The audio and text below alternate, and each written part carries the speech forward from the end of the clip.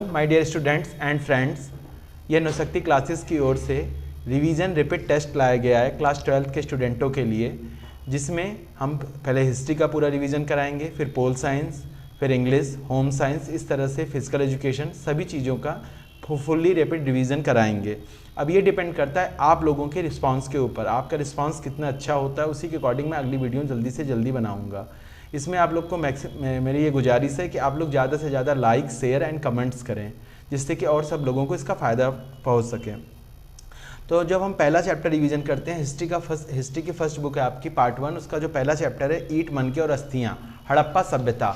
जब हम हड़प्पा सभ्यता को पढ़ते हैं तो हड़प्पा सभ्यता को सिंधु घाटी सभ्यता भी बोला जाता है। सिंधु घाटी सभ्यता का मतलब क्या होता है? सिंधु घाटी, सिंधु एक नदी है जो कि तिब्बत के पठार से निकलती है। उसके जब भी कोई नदी निकलती है उसके आसपास का जो एरिया होता है उसको घाटी बोलते हैं, तो इसे सिंधु घाटी बोला जाता है। जब आप सिंधु घाटी को मैप में देखोगे तो ये मैप में डायमंड शेप में बनती है, मतलब ऊपर जम्मू कश्मीर, नीचे गुजरात और मेरठ और अफगानिस्तान, यहाँ सब आप जब पूरे को मिलाएंगे तो एक जो है ये डायमंड शेप का फिगर लेती हुई चलती है। तो किसी भी उसको हम जब संस्कृति इसलिए बोलते हैं क्योंकि उसकी अपनी एक विशिष्ट शैली होती है। किसी भी संस्कृत को, किसी भी सभ्यता को हम संस्कृत तभी बोलते हैं जब उसकी एक अपनी विशिष्ट शैली होती है। तो कभी भी किसी भी सभ्यता को डेवलप होने के लिए 3 प्रमुख चीज़ें चाहिए होती हैं, हवा, पानी और खाना। तो इसीलिए वो जब भी कोई भी सभ्यता पनपती है किसी नदी के किनारे पनपे, जैसे गंगा घाटी सभ्यता, सिंधु सभ्यता, तो ये चीज़ें। जो आपका पहला टॉपिक है वो है आरंभ, जो फर्स्ट पॉइंट है। फर्स्ट पॉइंट में आप जब देखेंगे तो इसमें हमको बताया गया है कि हम यहाँ पर पढ़ेंगे बस्तियों के बारे में, दुर्ग के बारे में, मृदभाड़ के बारे में, उनके शिल्पलेखों के बारे में, किस तरह से हम जाने कि क्या क्या कंडीशंस होती हैं। जो पहला आपका पॉइंट है वो है निर्वाह के तरीके। निर्वाह के तरीके का मतलब क्या चीज़ होता है? जब भी हम इतिहास में पढ़ते हैं उसको 4 बिंदुओं पे रखकर पढ़ते हैं। पहला होता है सामाजिक कारण, आर्थिक कारण, राजनीतिक कारण और धार्मिक कारण। तो हम पहले बात करते हैं कि अगर कोई सभ्यता थी तो उसका जीवन यापन किस तरह से हो रहा था। तो इसमें जो पहली कंडीशन होती है निर्वाह के तरीके। निर्वाह में अब वो लोग अपने खाने को, भोजन को किस प्रकार प्राप्त करते रहेंगे। पानी तो आपको हमने बता दिया कि वो सिंधु घाटी सभ्यता थी, नदी के किनारे डेवलप थी, पीने का पानी वहीं से वो ले रहे थे। अब हम बात करते हैं कि वो खाने का व्यवस्था किस तरह से करते थे। तो उसमें 2 टाइप की चीज़ होती है, वेज और नॉन वेज। तो जब हम पहले अन्न की बात करते हैं तो उस समय जो हमारे पुरास्थल से जो चीज़ें प्राप्त हुई उसमें है गेहूँ, जौ, दाल, सफ़ेद चना और तिल। ये आपका 1 नंबर का क्वेश्चन यहाँ से आएगा, इसमें से क्या चीज़ें प्राप्त हुई। और जो जानवर थे, भेड़, बकरी, भैंस, सूअर, ये सब पालतू जानवर थे, ये सब चीज़ें पालतू थी, तो इनका उपयोग वो अपने कामों में करते थे। इस तरह से निर्वाह करते थे। अब ये पहली चीज़ होगी। अब बात करते हैं जो कृषि करते रहे होंगे तभी तो ये सब चीज़ें उत्पन्न होती रही होंगी। तो हम बात करते हैं कृषि प्रौद्योगिकी की। कृषि प्रौद्योगिकी का जो सबसे इंपॉर्टेंट चीज़ है वो लोग वृषभ की पूजा करते थे। वृषभ पूजा का मतलब, वृषभ को वो मानते थे, वृषभ का मतलब नंदी, सांड, जो चीज़ें होती उसको बोलते हैं। तो उसमें जो चीज़ें होती हैं, जब आप देखेंगे कि बनावली हरियाणा में मिट्टी के हल पाए गए। मिट्टी के हल का मतलब क्या होता है? मिट्टी के हल का मतलब उनके बच्चों के खिलौने थे वो। जैसे आज आप देखेंगे बच्चे जेसीबी से खेलते हैं, ट्रैक्टर से खेलते हैं, सब क्या होता है? छोटे छोटे खिलौने खेलते हैं। तो इसका मतलब क्या? इसका बड़ा स्वरूप भी हमारी सोसाइटी में विद्यमान है। तो उसी तरह से उसी समय बनावली में हरियाणा में मिट्टी के हल पाए गए। कालीबंगा राजस्थान में जुते हुए खेतों के साक्ष्य मिले हुए हैं। जो खेत वहाँ जुतते थे वो समकोण पे जुतते थे, याद रखना। उनकी जो जुताई होती थी, आज भी तुम खेत देखोगे जो उसकी बाउंड्री लाइन होती है वो समकोण में होती है, एक दूसरे को समकोण पे होते हैं। सुध गई अफगानिस्तान में नहर पाए गए। नहर है तो नहर, और जब हम बात करते हैं धौलावीरा गुजरात में, वहाँ पर जलाशय पाए गए, तालाब पाए गए। तो इसका मतलब एक चीज़ें क्या समझ में आती है कि वहाँ पर प्रॉपर तरीके से बारिश नहीं होती थी, वो लोग नहरों और जलाशयों के द्वारा सिंचाई की व्यवस्था को करते थे। तो कहीं ना कहीं इससे ये सब चीज़ें हमें पता चल जाती हैं। अब इसके बाद अगली चीज़, इसमें एक चीज़ और आती है, औतल चक्कियाँ। औतल चक्कियों का मतलब क्या चीज़ होता है? तो लोग अनाज पीसने के लिए औतल चक्कियों का प्रयोग करते थे। ये चीज़ें इंपॉर्टेंट हैं। इसके बाद अगला इनका जो टॉपिक है वो मोहनजोदाड़ो। मोहनजोदाड़ो एक शहरी सभ्यता थी। शहरी सभ्यता का मतलब क्या होता है? शहर का जब निर्माण होता है तो वो होता कैसे? गाँव से लोग, अलग अलग गाँव से लोग एक स्थान पर, एक केंद्र पर अपने सामानों को बेचने के लिए इकट्ठा होते हैं। धीरे धीरे वहाँ पर एक शहर का रूप ले लेता है। तो ये जो मोहनजोदाड़ो सभ्यता है, मोहनजोदाड़ो एक सभ्यता, सिंधु सभ्यता का एक नगर है मोहनजोदाड़ो, ठीक है। इसमें ये चीज़ें इंपॉर्टेंट है। इसकी खोज राखलादास बनर्जी ने की थी 1922 में, क्लियर। अब इसमें जो सबसे इंपॉर्टेंट पहलू है यहाँ की स्थापत्य कला। स्थापत्य कला का मतलब क्या चीज़ होता है? किस तरह से वहाँ पे भवन निर्माण होते थे, गृह स्थापत्य कला। तो वहाँ पे जो हम देखेंगे वहाँ पे चबूतरे बने होते थे। कुछ जो दुर्ग होते थे वो ऊपर बनते थे, चबूतरे के ऊपर। उसके बाद निचले स्थानों पे नगर बसे होते थे। नगरों में भी कुछ जगह पे ऊपर चबूतरे पर मकान होते थे, लेकिन जो मोस्टली चीज़ें होती थी वो ऊपर चबूतरे के ऊपर होती। जो वहाँ का वीआईपी आदमी या जो सत्ता वर्ग का या जो शासक वर्ग होता था वो ऊपर रहता था। उसके बाद जो जनता होती थी वो नीचे रहती थी। पहले दुर्ग के चारों तरफ हम किले दीवार से ढकते थे, फिर उसके बाद जो नगर होता था उसके बाहर भी हम किले से उसकी बाउंड्री लाइन करते थे। ये सब चीज़ें करी गई हैं। तो अब इससे ये समझ सकते हैं वो लोग अपना मकान को कितना इंपॉर्टेंट तरीके से बनाते थे। उनकी जो ईंट की लंबाई चौड़ाई ऊंचाई पाई गई है वो 4 गुनी और दुगनी होती थी। हड़प्पा सभ्यता में जो ईंटें हैं वो पकी हुई ईंटें हैं। अब पकी हुई ईंटों के ये हमारे पास साक्ष्य नहीं उपलब्ध हैं कि वो भट्टी में डाल के पकाई गई थी या धूप में पकाई गई थी, लेकिन ईंटें पकी हुई वो लोग प्रयोग करते थे। इसके बाद बात करते हैं नालों का निर्माण, जिसको ड्रेनेज सिस्टम, जो कि वर्ल्ड लेवल पे सिंधु सभ्यता का सबसे इंपॉर्टेंट है या मोहनजोदड़ो का सबसे इंपॉर्टेंट पार्ट है नालों का निर्माण। वहाँ के जो नाले थे एक दूसरे को समकोण पे काटते थे। जो गलियों या मोहल्लों की नालियाँ होती थी आगे जाके मेन एक होल बड़े नालों में मिलती थी। अगर किसी भी घर का मुख्य द्वार कभी भी नालों की तरफ नहीं होता था। अगर आपको अपने घर का गंदा पानी नाले में लाना है तो आपकी एक दीवार नाले से टच होनी चाहिए। वो ये उनका इम्पॉर्टेंट पार्ट होता था कि आपकी जब जो दीवार नाले से टच होगी उसी साइड से आप गंदे पानी को वहाँ पे निकालेंगे। आपका मुख्य द्वार उस ओर नहीं होना चाहिए था। इसके बाद अगली कंडीशन आती है, वहाँ पे जो कुओं की संख्या पाई गई है 700 करीब है। मोहनजोदड़ो में जो कुओं की संख्या है वो 700 है। अगला कंडीशन आता है दुर्ग। दुर्ग क्या चीज़ होता था, जहाँ पर पुरोहित या इम्पॉर्टेंट आदमी रहते थे उसे दुर्ग बोलते थे। यहाँ पर जो एक इम्पॉर्टेंट चीज़ पाई गई है वो विशाल स्नानागार, मतलब पब्लिक बाथरूम, ये बहुत बड़े उसमें आकार में पाया गया है। इसमें विशेष अनुष्ठानिक कंडीशन, विशेष अनुष्ठानिक का मतलब क्या होता है, पूजा पाठ हो गया, कोई भी चीज़ स्पेशल हो गया, कोई फंक्शन हो गया, उसमें जब भी होता था तो वहाँ पर लोग नहाते थे, नहाकर तभी वहाँ पर जाते थे। यहाँ पर आप जब देखेंगे जलाशय में उतरने के लिए सीढ़ियाँ बनी हुई थी। ये सीढ़ियों को जो बनाया गया था जिप्सम एक तत्व होता है जो सीमेंट में मिलाया जाता है, तो जिप्सम से मिलाकर बनाया गया। इसके 3 साइड में कमरे बने हुए हैं। जब जहाँ पे है यह स्नानागार उसके तीनों साइड में कमरे क्यों थे, क्योंकि लोगों को कपड़े बदलने थे, इन सब चीज़ों के लिए कमरे बने होते थे। जलाशय में पानी भरा होता था और यहाँ के पानी को बड़े नाले के द्वारा बाहर निकाला जाता था। ये सब कंडीशन होती थी। इसके बाद अगला कंडीशन है सामाजिक भिन्नता। सामाजिक भिन्नता का मतलब क्या चीज़ होता है कि जैसे आज आप देखेंगे हिंदू, मुस्लिम, सिख, ईसाई या अलग अलग जाति या धर्म में लोगों के यहाँ शवदान के अलग अलग प्रोसेस होते हैं। जैसे हम जलाते हैं, कोई दफनाता है, कोई ताबूत में दफनाता है, तो अलग अलग होता है। उसी तरह से उस समय हम बात करते हैं शवदाह की। शवदान का मतलब क्या चीज़ होता है, वो लोग शवों को दफनाते थे, वो लोग अंदर गर्त करते थे, गड्ढे बनाते थे, गड्ढे बना के उसके अंदर लाश को दफनाते थे। अब उसमें क्या चीज़ होता है, बहुत से लाशों में मनके पाए गए हैं, मनकों के साथ बहुमूल्य वस्तुएं पाई गई हैं। बहुमूल्य वस्तुओं का मतलब क्या चीज़ होता है, जैसे सोना चांदी इस टाइप के पाए गए हैं। एक लाश के साथ या एक कब्र के साथ कहीं पर एक तांबे का दर्पण पाया गया है। क्या, तांबे का दर्पण पाया गया हुआ है। ये चीज़ें इंपॉर्टेंट थी। और महिला और पुरुष दोनों के शवदानों में आभूषण मिलते हैं, तो इसका मतलब क्या, महिला पुरुष दोनों आभूषण पहना करते थे। ये चीज़ें हैं। लास्ट लाइन आपके इसी टॉपिक में एक चीज़ लिखिए, हड़प्पा सभ्यता के निवासियों को मृतकों के साथ बहुमूल्य वस्तुएं दफनाने में विश्वास नहीं था। तो ऐसा आप न समझे जब आप अपना आंसर लिख रहे हो तो ये लिख दें बहुमूल्य वस्तुएं दफनाई जाती थी, ऐसा नहीं, कुछ जगह पाई गई हैं। तो इससे हम सर्वत्र नहीं इस चीज़ को मान सकते। उसके बाद बात करते हैं विलासता की वस्तुएं। विलासता की वस्तुओं का मतलब क्या होता है, जिससे कि आप रॉयल टाइप जी सकें। जैसे आज के समय में एप्पल आईफोन हो गया, बड़ी गाड़ियाँ हो गई, ये सब क्या है, विलासता की वस्तुएं हैं जो आपको आलस प्रदान करती हैं। तो उस समय जो फायांस नाम का एक मटका पाया जाता था जो कि रेत की मिट्टी से बनाया जाता था, मिट्टी घिसी हुई रेत या बालू रंग को चिपचिपे पदार्थ से बनाया जाता था, उसमें नग लगाए जाते थे, उसकी बहुत अच्छी तरीके से कलाकारी करी जाती थी और उसको उस समय बहुत कीमती माना जाता था। बहुत कम लोग ही उसका उपयोग, देखो जब जो चीज़ दुर्लभ होगी तभी वो चीज़ विलासता की होगी, बहुत इंपॉर्टेंट होगी।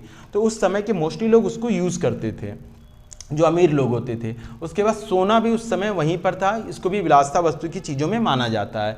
कालीबंगा और कालीबंगा में इसके साक्ष्य मिले। सुगंधित द्रव्यों का यूज करते हैं, जैसे आज हम लोग यूज करते हैं, बॉडी स्प्रे हो गया, परफ्यूम हो गए, आज भी हम यूज करते हैं, तो उस समय भी लोग इस चीज़ को यूज करते थे। इससे ये पता चलता है कि ये सब चीज़ें दुर्लभ वस्तुओं में थी। अब अगला जो आपका टॉपिक है 5 नंबर का, उसमें शिल्प उत्पादन के विषय में जानकारी। शिल्प उत्पादन का मतलब क्या चीज़ होता है कि वो लोग क्या किस टाइप के चीज़ों को उत्पादित करते थे। शंख से बनी हुई चीज़ों का यूज करते थे, धातुकर मतलब मेटल्स की चीज़ों का यूज करते थे, मोहर का निर्माण करते थे, बाट बनाते थे, मनके बनाते थे, ये सब चीज़ें हैं। वो लोग जो मोस्टली यूज करते थे तांबा, कांसा और सोने की धातुओं का उपयोग करते थे। इसमें सबसे इंपॉर्टेंट है वो सेल खड़ी। सेल खड़ी एक पत्थर होता है जो कि बहुत मुलायम होता है, उस मुलायम पत्थर से वो लोग किसी भी चीज़ को ढालते थे, बनाते थे। ये बहुत बड़ी बात है अपने आप में। और लोथल और धौलावीरा में छेद करने वाले उपकरण पाए गए हैं। याद रखिएगा, ये क्वेश्चन आ सकता है कि छेद करने वाले उपकरण कहाँ पाए गए हैं, तो धौलावीरा और लोथल में पाए गए हैं।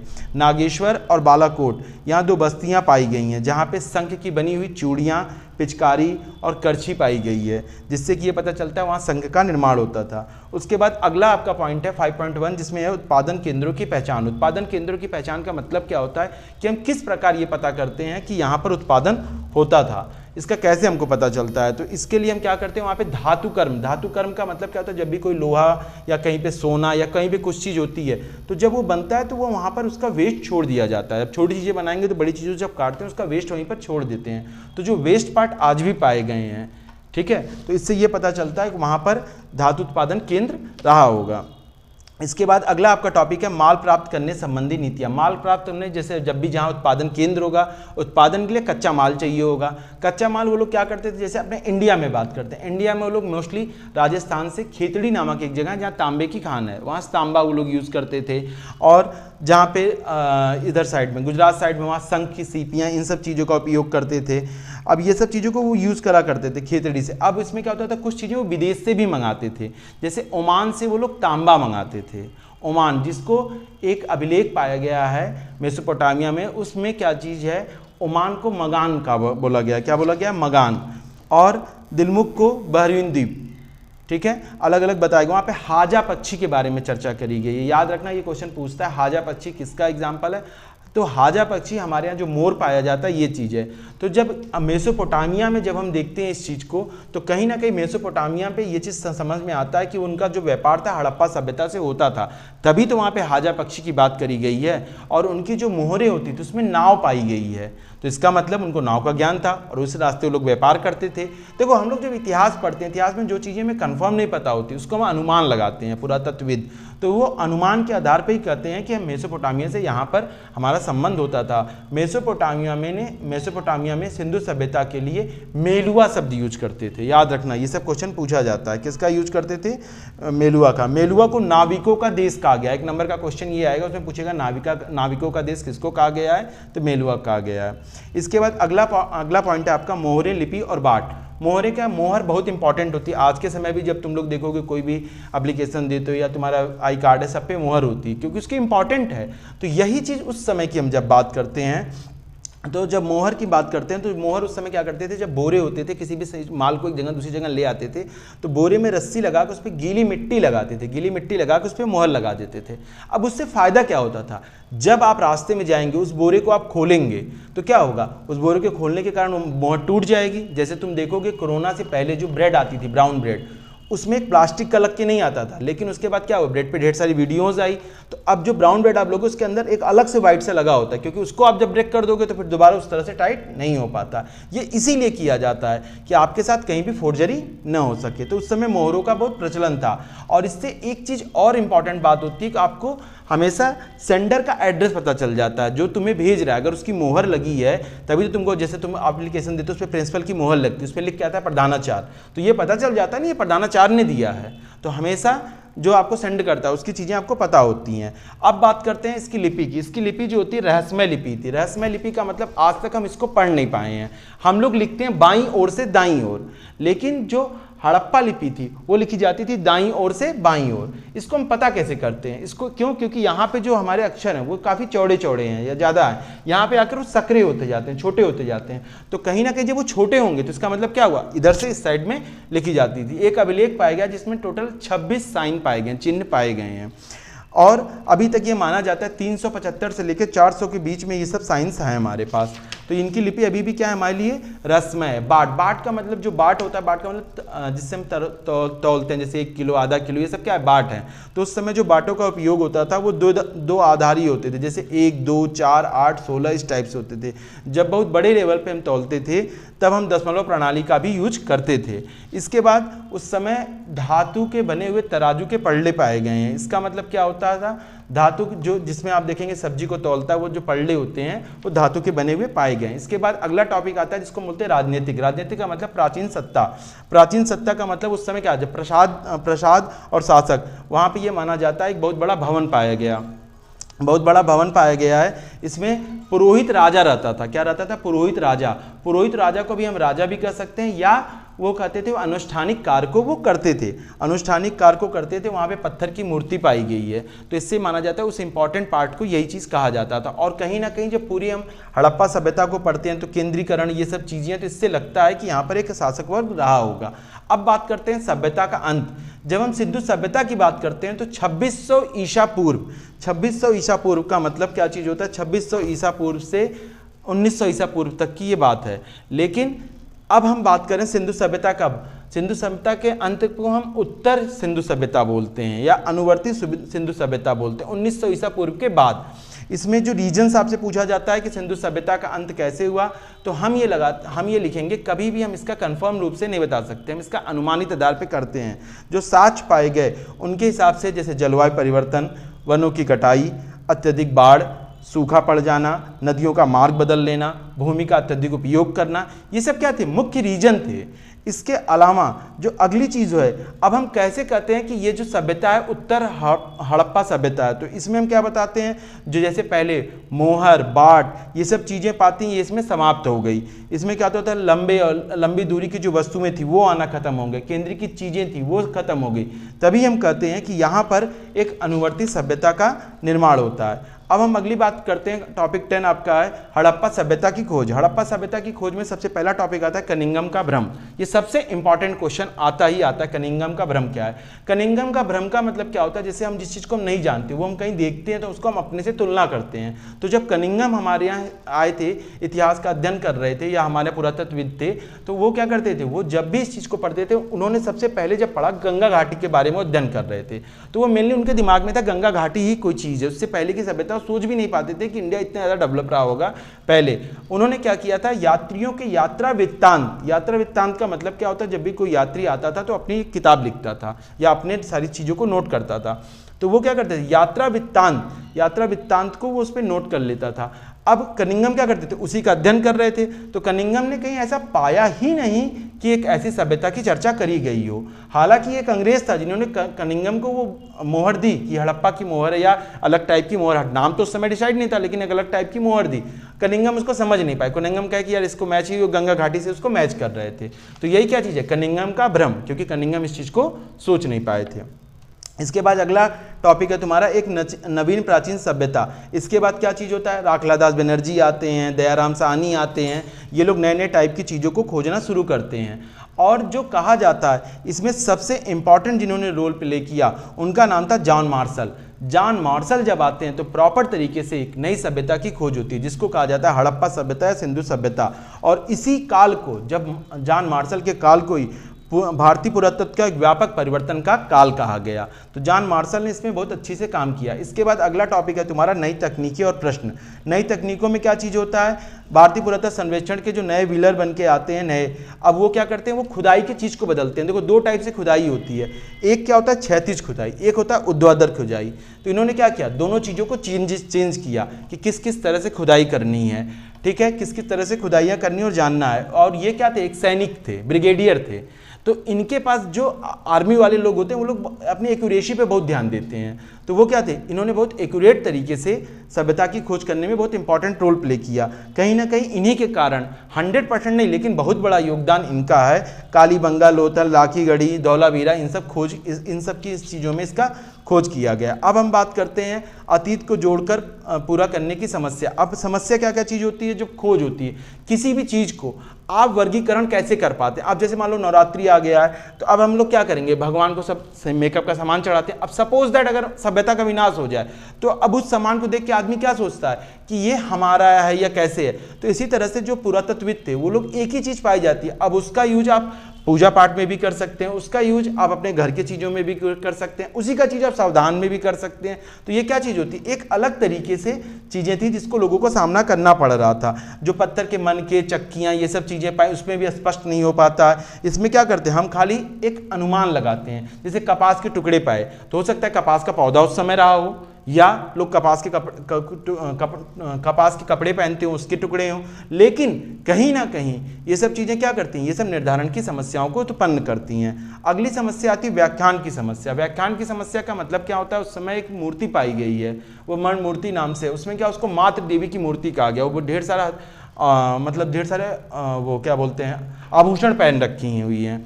और आदि योगी मतलब शिव की मुद्रा में पालथी मारे हुए शिव की मुद्रा में पाया गया है, वहाँ पे उनको शिव बोला गया है, लेकिन जब हम ऋग्वेद पढ़ेंगे तो वहाँ रुद्र बोला गया है, शिव का नाम ही नहीं है। तो कहीं ना कहीं जो व्याख्या की समस्या होती है कि जिस हम शिव को पूछते हैं क्या वही शिव हैं, क्योंकि वहाँ पे भी लिंग पूजा, प्राकृत पूजा, पेड़ की पूजा, मातृ पूजा, आज हम लोग भी पृथ्वी माता को मानते हैं, तो क्या होता है आज भी ये सब चीज़ें हैं, लेकिन उस समय भी थी। तो इन सब क्या है, व्याख्या का एक बहुत बड़ी समस्या होती है कि हम जिस चीज़ को समझ रहे हैं उस चीज़ की व्याख्या कितने अच्छे तरीके से कर रहे हैं। ठीक है, तो ये चीज़ें, ये पूरा रिवीजन आप कंप्लीट हो जाता है आपका इस चैप्टर का। नेक्स्ट रिवीजन आपके ज़्यादा से ज़्यादा व्यूज़ दें, अपने दोस्तों को बढ़ाएं, जिसके कारण इस चीज़ को अब आगे अगला नेक्स्ट वीडियो बनाया जाएगा।